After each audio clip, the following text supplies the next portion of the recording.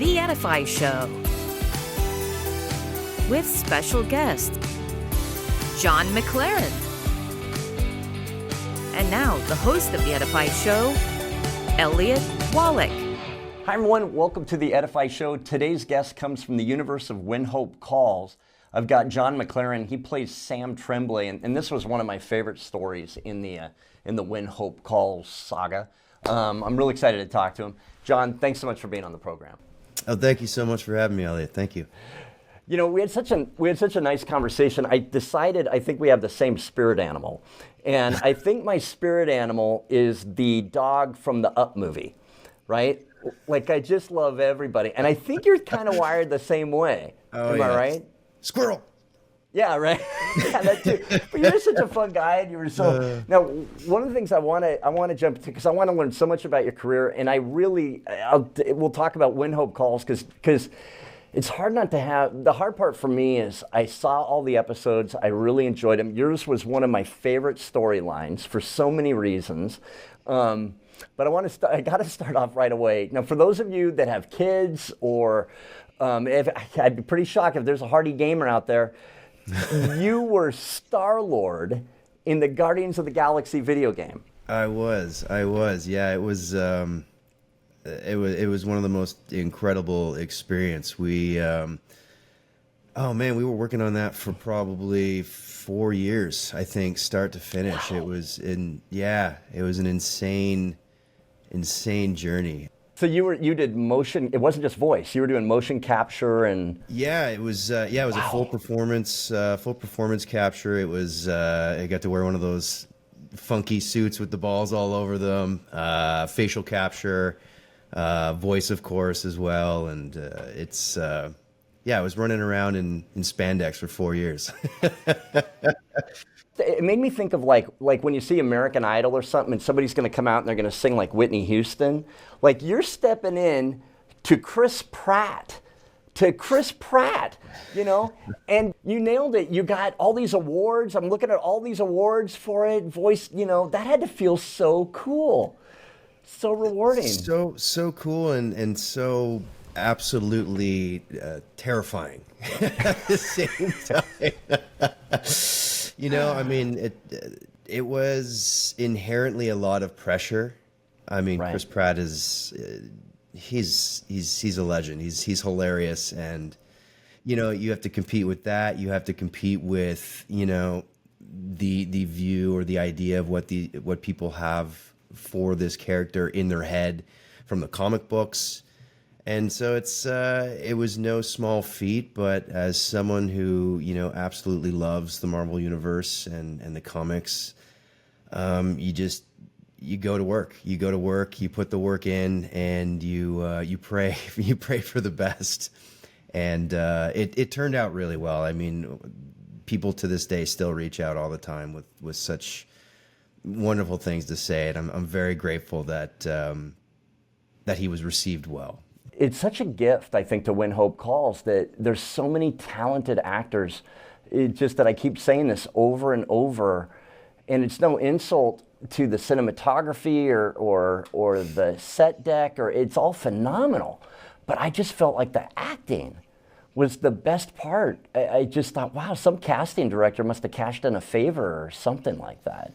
Yeah, it's they did such an amazing job casting, you know, for the show. I mean, I remember walking in like day one as the kind of, you know, the show had come back after many years, but there were so many familiar faces from season one that were back. And then you've got, you know, Cindy and Chris who are new, and I'm just looking around me and I'm like, there's Cindy, Chris, you got Hanukkah, and you got, you know, Jefferson, the whole clan was there. And I was like, okay, I have to, I gotta go. As I said, I gotta go to work. I gotta do Sam justice, you know. And but they did such a wonderful job rounding out the cast, and it was. I'm so sorry. That's my dog back there. No, you know, Hearties. He's an animal lover. Support When Hope Calls for those of you that love animals. Please, yeah. I love my animals, and I love my dogs specifically, but. Yeah, they just did such a phenomenal job with the casting on this show, and everybody top to bottom is just on that next level. Very, very grateful to be a part of that. Like I said, I was a big fan of your guys' story. I thought Hanukkah was so good. And so you're caught between her, super talented, and then you got Neil Crone, and such a funny guy. We interviewed him. Is he like that on the set? Is he a funny dude on the... He is absolutely hilarious. I can, to give you a bit of an anecdote, I mean, we had a cast dinner before we went to camera for Hope, and I sat beside Neil, and he is just as much the Neil that you know on TV as he is in real life. He is absolutely hilarious, and I got to share. I won't say anything, spoilers or anything, but I got to share some scenes with him, and there was numerous occasions where I was in tears laughing. He's so brilliant. Because I don't know if I told you, but I've seen every episode, right? Okay, great. And and like I told you, really rooting for you with the gold, really hoping you get it, and you seem like the kind of guy that might actually eat the horrible pastry to protect his love interest, which you did.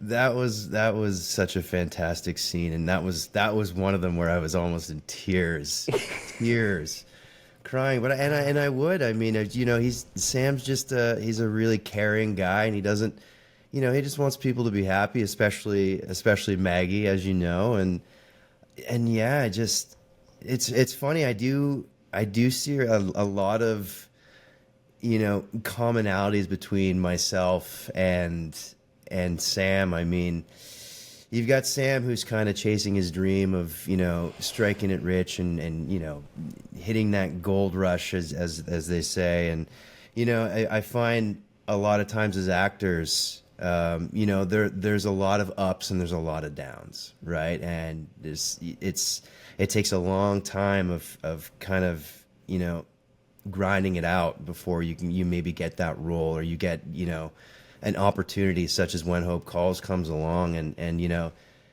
there's a lot of commonalities there with Sam and myself, and just following your dreams and not giving up on yourself, and then surrounding yourself with good people who support you, people like Maggie, right. And I'm very blessed in my real life to have a great partner and great friends, and who always have believed in me. And I feel like there's a lot of commonalities there between myself and Sam, which is really nice. You don't always get that in the characters you play. So many people, it's like you go, you get a job, you put your money away, you save it up, you retire and die. And I like people that are like, no, I really want to have a life that I want to have, and I'm willing to fail to get it. And that's just about every actor out there, I think. Nobody, yeah, right? Like, you guys all sort of have to really put it out there just to do it. Yeah, I think if you ask anybody who's been in this industry, and not just from the acting side, it's really any creative out there who's following their dream. They'll tell you how hard it is, and there's some times of just absolute glory, and then there's times where it's really, really hard. And I think to answer your question, when did that start? I mean, it goes back to when I was a young kid sitting in the theater, and I honestly, I couldn't tell you the exact film that it was, but I can remember the exact moment and in the theater, and I was looking around, and the theater was packed, and you have all of these people that go through, every emotion on the spectrum. They're laughing one minute, they're crying the next, they're terrified. And I remember just looking around, and I was like, I want to be that guy who brings that collective experience to these people. And I was very young too. I was probably maybe about to hit my teens. And I just remember falling in love with it. And I was like, this is what I want to do. And, wow. I'm from a pretty small town that didn't have a lot to offer. I'm from Ottawa, Ontario, Canada. And, at the time they didn't have a massive film scene, but I was just putting myself out there, trying to, I'd do this for free. I'd work over here for free. I'd do this little short thing here. And I remember going on my first audition, and it was a cold read for this short horror film. And little old me, terrified, I went and I did this cold read and I booked it. And I just knew I like was in love, and I was like, this is it. This is what I want to do. And you know, I don't get me wrong. I went to school and I got a business degree and I did all that, and I even worked in high tech for 4 years while acting on the side. And but it just got to the point where, you know, the creative stuff started to take over, and it was making it hard for me to maintain, you know, a 9-to-5 job. And I did the server thing for years, which I know is stereotypical. Right. But it really is. It's a fantastic job, and there's a reason why like so many actors out there have it. I respect you so much just for what, and not just you, like everybody that goes for it. I respect anybody that really puts themselves out there. Yeah. So to back up a second, because I'm really fascinated. So you're a teenager sitting in this movie, and you're impacted not as much by the movie, but by the way everybody's being impacted. And you're like, I want to be responsible for that. Had you done any acting up to that point? Like, had you done any plays or anything, or just nothing? No. Wow. And nothing up to that point. Like, I think I'd like, as a kid, like, you know, I was always constantly acting out and stuff like that, and you know, and I guess in high school I'd done, you know, a couple of creative things, but nothing, I guess, at the professional level. Nothing that was, you know, ever all that serious. And there's just something that clicked that day, and there's something special about bringing people together for that shared experience. And I'm so grateful for When Hope Calls, because I really do think that it's a show that really does bring people together. You know, it's something that you can go to every week with your family, with your kids, watch it and have a really great time, and root for people and watch people fail and have that shared experience and those emotions with your friends and family. And it's, thank you. Thank you for the people who cast me. Yeah. You know? And it's such a proven formula, right? I mean, here we are at 13 seasons coming up anyway of When Calls the Heart. Yeah. And, you know, when a natural comparison is always Little House on the Prairie, you know, but Little House on the Prairie, they'd have like 30 episodes a year. Now they got 12, and they leave all these starving fans behind just wanting more, presenting, you know, When Hope Calls. And it is, I don't know how much When Calls the Heart you've seen. It's so similar in so many ways, the spirit of it. It has its differences, and which is good, right? You know, you want to have a different experience. You know, so have you seen any When Calls the Heart? Or I've seen a bit of it. Yeah, it's incredible. They do such a great job over there, and I've worked with Kevin before, and he's a great guy. He's a phenomenal actor. He was born for that role. But it's such a great show, and I really hope some of the, you know, the themes transition from that crowd over to When Hope Calls, because, you know, Alfonso, our showrunner, has done such a great job with the writing and the storytelling, and the show looks great from what I've seen. You're actually lucky. I haven't seen all of it yet, like you have. I know. I'm trying to even think of an analogy. It's like I've seen the Lost City of El Dorado or something. You know, it's just like nobody else has seen it. And you know, there's several things that jumped out at me. Like I said, the acting, the chemistry between you and Hanukkah. If she doesn't really like you as a human being, she deserves an Oscar. You know, because she just, you know, because the chemistry's just phenomenal. So going back to your life a little bit, so then you decided this is what I want to do. And then, so did you start getting into acting classes, or what was your process? So it's funny, because I didn't have my first acting class until I moved away from Ottawa, which was probably 10 years later. I just kind of grinded it out, and I was very lucky. That initial story I told you about, my very first audition and booking it, was the first acting experience I ever had. That's nuts. Yeah, and then I was very lucky, and I shout him out all the time. He's a filmmaker named Adrian Langley is his name, and I went on to work within his he had a crew of, really good friends and people that he worked with on a very consistent basis in Ottawa. And I kind of ran with that for years. And, but I didn't have any formal training. And it wasn't until I left Ottawa, like probably 10 years later, maybe even longer, before I hopped into a formal training environment. Because I was like, I probably should take some classes. I've now left my hometown and quit my job, and at the time sold my place, and I should probably hop into some classes because I'm in a new city now, and it got very real very quick. Yeah, well, I suspect he's going to be Adrian, the genius in your E True Hollywood story, E True Toronto story. Yeah. Someday. So then so you went to regular college, got the business degree, so you're kind of doing it just to keep yourself alive while you're pursuing your, like folks, that's how it's done.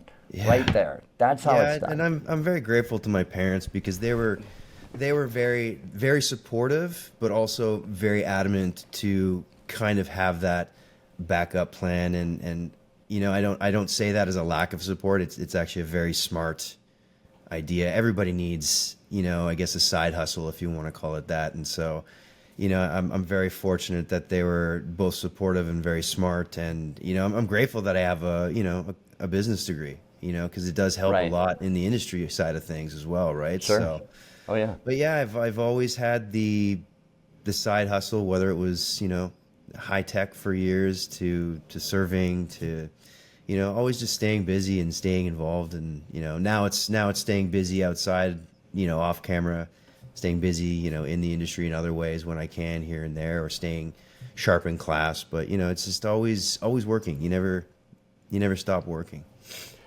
Well, it seems like whenever I contact any of you guys, you're either going to the gym, coming back from the gym, at the gym, just got to keep yourself in some kind of fitness level. And it makes me think of Phil Hartman for some reason, because Phil Hartman, he was employed. I mean, I guess he did the logo for Steely Dan. Like he was this graphic artist. Wow. And all of this. And, and this was, just ended up becoming what we all remember, this phenomenally fabulous comic. And then when you say you're doing high tech, oh no, go ahead.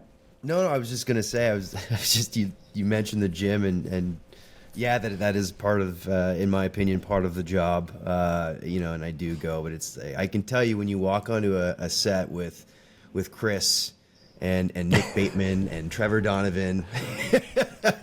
Seriously. Thank goodness I had the discipline to be in the gym, and it just it motivates me to keep going harder. Oh my gosh, I'm not even there, and it motivates me. Again, that casting director, whoever it is, they got all of you guys into one place.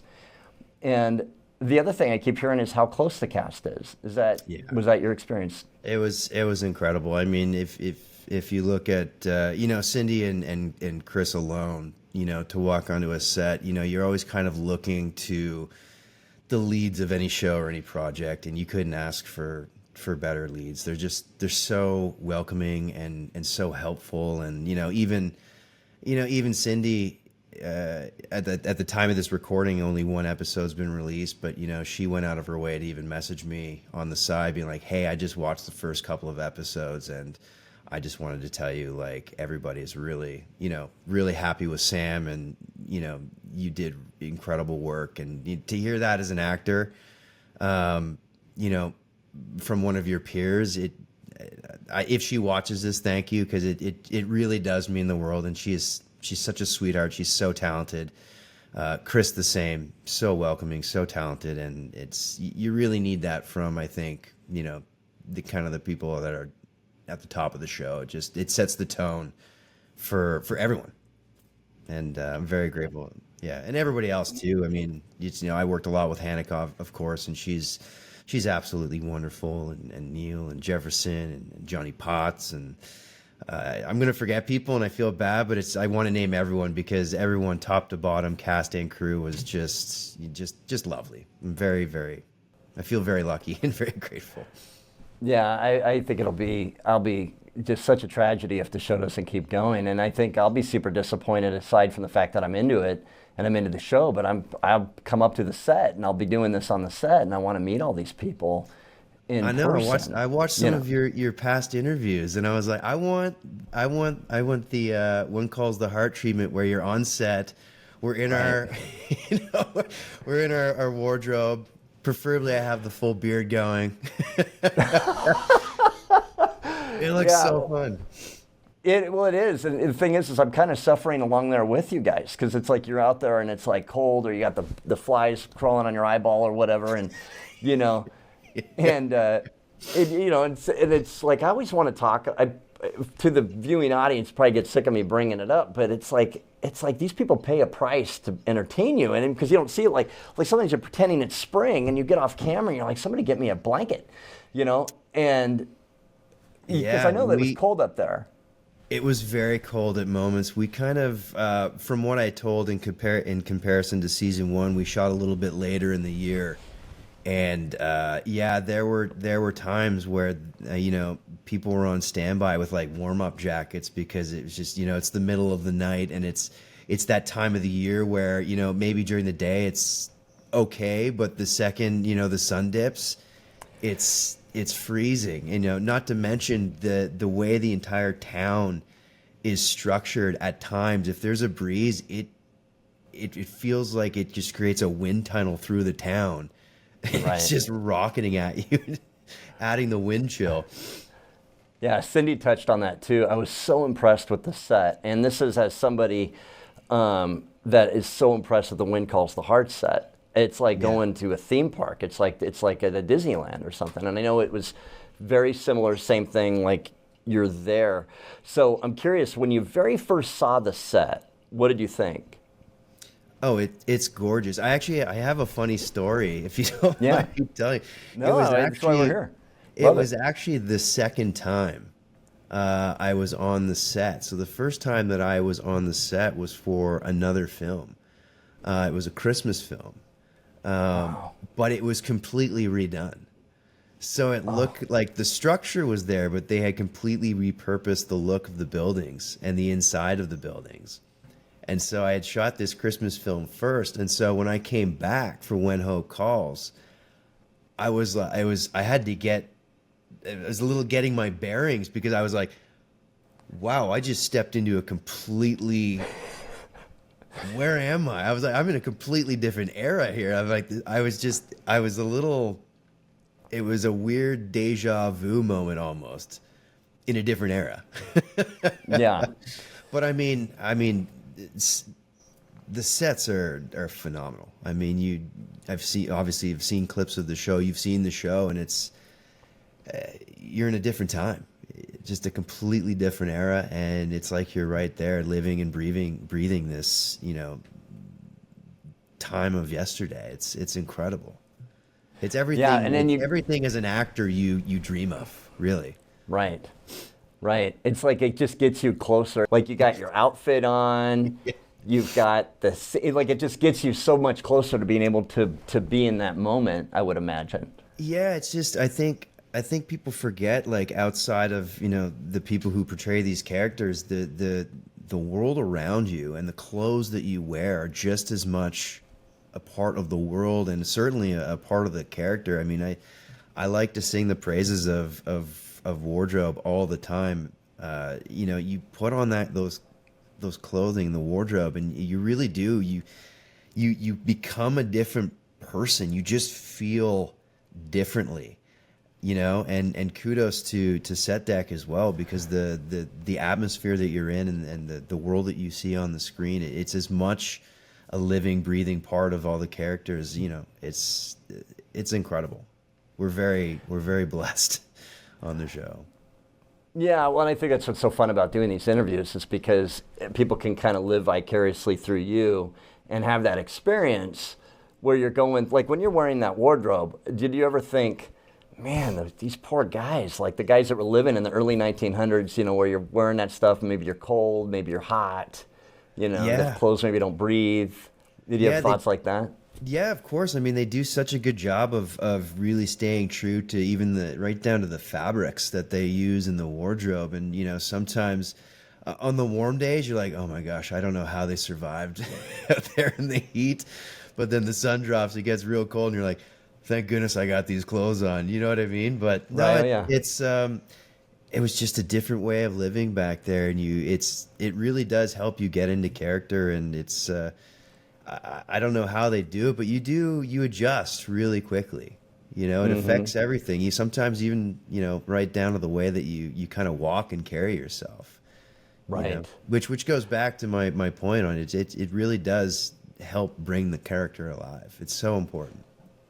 Yeah, I'd hear that from the women a lot of times if they're wearing a girdle, that they would just sort of put them there, like their posture and, and all that stuff, just, man, guys in a lot of ways have it made. Kudos to every single girl on the set, because I'm not even, as much as I'm like, this is hot, and then I look over, I know. I look over at Cindy or Hanukkah or something, and I'm like, no, I'm sorry. You have it worse. Yeah, I saw, remember like in the old movies, they'd show some woman like swoon and then she'd pass out, like if she got scared or whatever. Yeah. And I saw this like document that was actually based on something real, because they weren't always getting as much oxygen just by...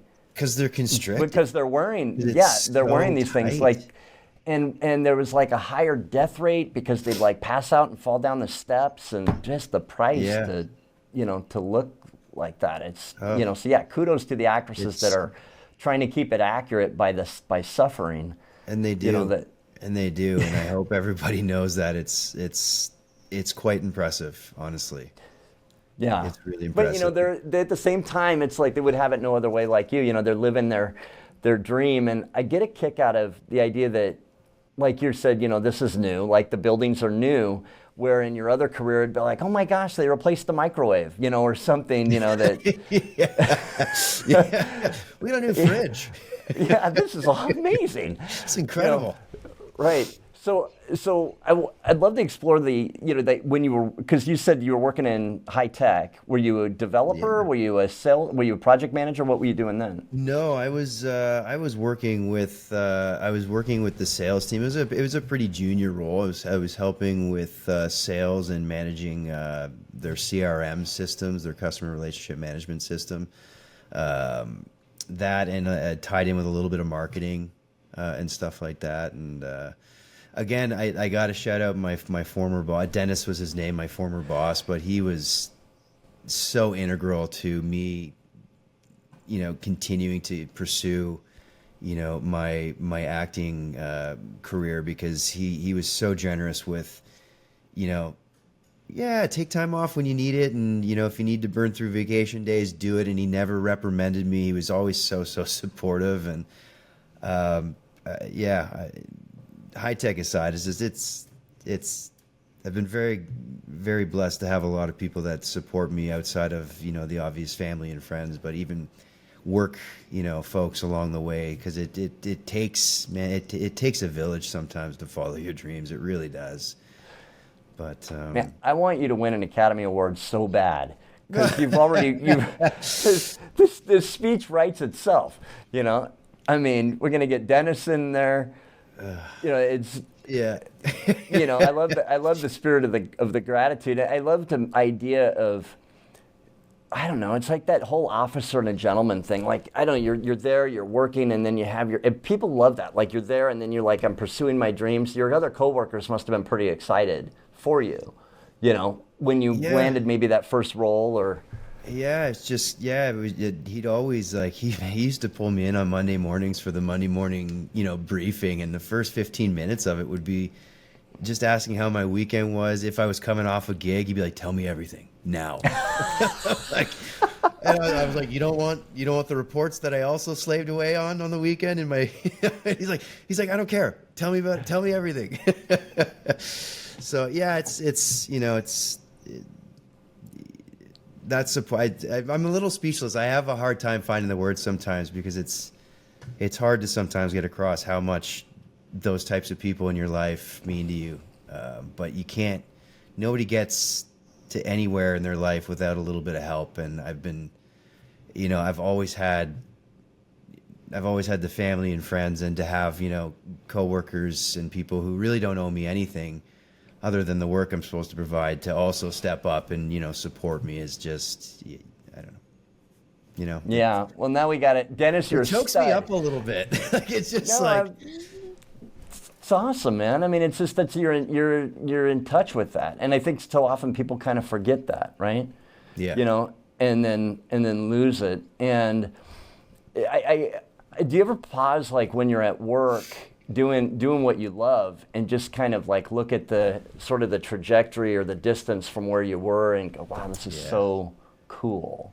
Yeah, you just got to stop sometimes and just exactly that. Look around, look at where you are, and look at where you come from. And I people reach out sometimes and they're like, I'm really struggling in my career, or like following my dream, whatever it may be. And it's just, you got to take stock of that young, probably 14, 15-year-old kid who was just grasping at any little thing, running around, shooting things in, your mom's, your mom's house, or like whatever it may be, to, now being on the set of, a show like When Hope Calls, and you've got all these wonderful sets built around you and a whole team, around you. And you just you gotta look back, and you gotta, take the little victories and celebrate the little victories, and, just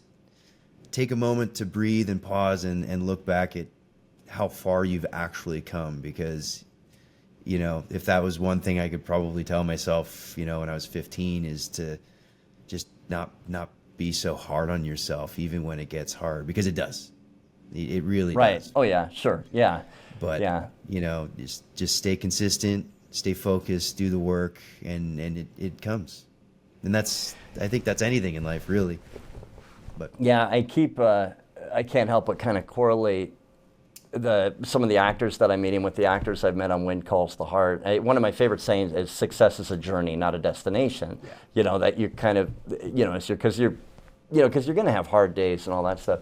The guy, like, if I could match people, you need to go bowling with Ben Rosenbaum. He's the one that plays Mike Hickam. Like, you two would totally, he's just such a sweet, just a terrific guy. Every year he's raising money for MS, and if you two wouldn't hit it off, I just don't even know. We got to have like some kind of group get together or something like that, reality show, maybe Survivor. Survivor Wind Calls the Heart, Wind Hope Calls edition.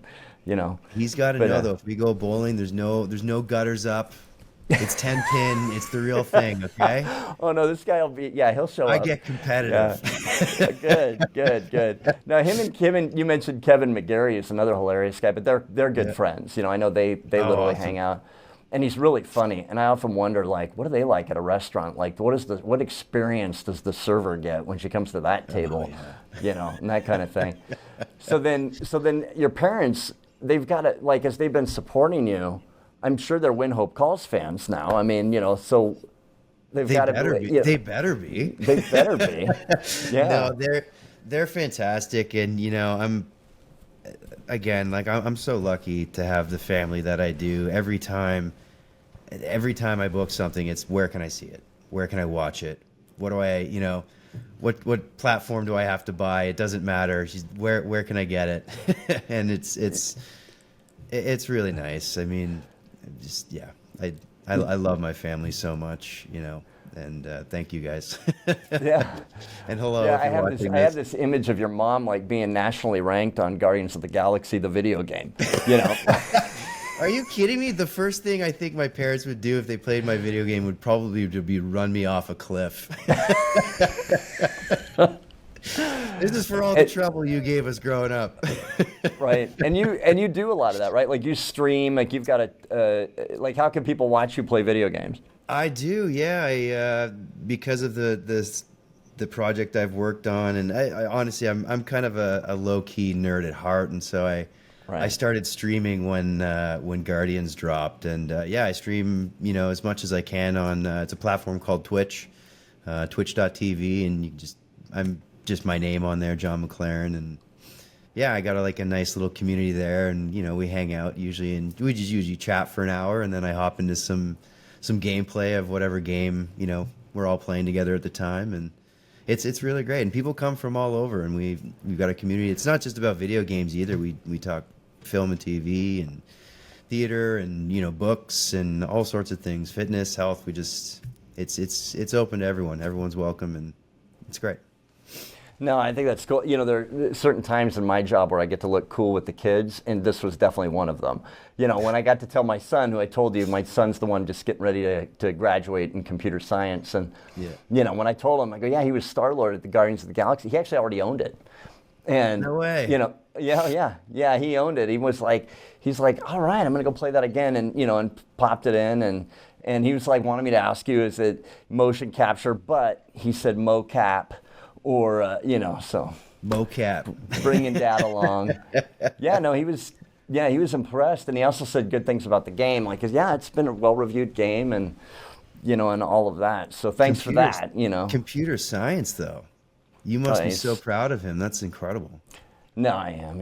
I'm proud of both my boys. That's amazing. They're just, he's brilliant. He's just such a smart guy. But he's the guy I told you that he's gotten into lifting and bench 325, which, I'm not touching that. No. The best I could have ever hoped for is I would have looked at the bar and apologized. So maybe the next guy. Yeah. Not even close. Not my absolute pinnacle prime. It's always kind of a weird thing when that, when you have kids and you get like that little 8-pound creature turns into something smarter, wiser, stronger, faster. Yeah, I know. It's like they rebuilt them. You marry well, you get some good things that come out of you get some good things come out of that. So before I let you go, what's like your kind of like what if you had your dream role? What would be the thing that you would love to play? Oh man, I have a really hard time with this question when people ask me because. Yeah, you're always looking for roles that, kind of, in a way, make you uncomfortable and take you to that next level. But as much as it is about the role, it's also about the people that you work with. And I'm very much a big, supporter of just finding those teams that you just absolutely love. And you see it all the time in film. Like certain actors always have the same team around them, the same crew, and it's. As important as the roles are, it's also about finding the right team and crew and people you love to work around because that's just as important, especially when you're making an ensemble show like When Hope Calls. Like you got to have a great crew, top to bottom, everyone from the production team right down to the crew, the actors, everybody. Well, you kind of, correct me if I'm wrong, but it feels like you really got a taste for that where maybe other people don't get to experience that. They'll go over here to this commercial, go over here to this movie, go over here to this TV show.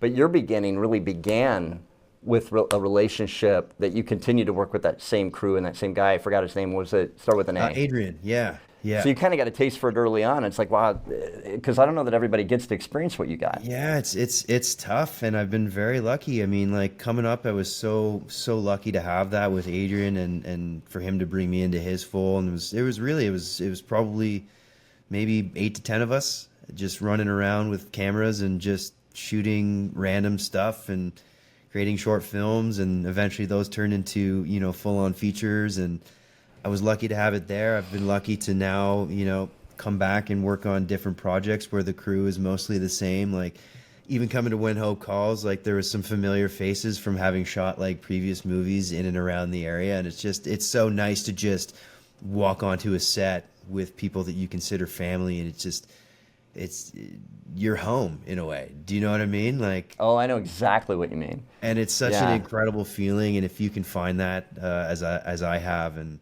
it really gets me excited when I get to see familiar faces and people just being successful and continuing to do the things that they love. It's nice.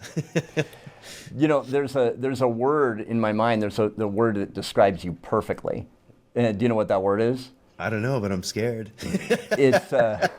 It's hearty. You're a hearty.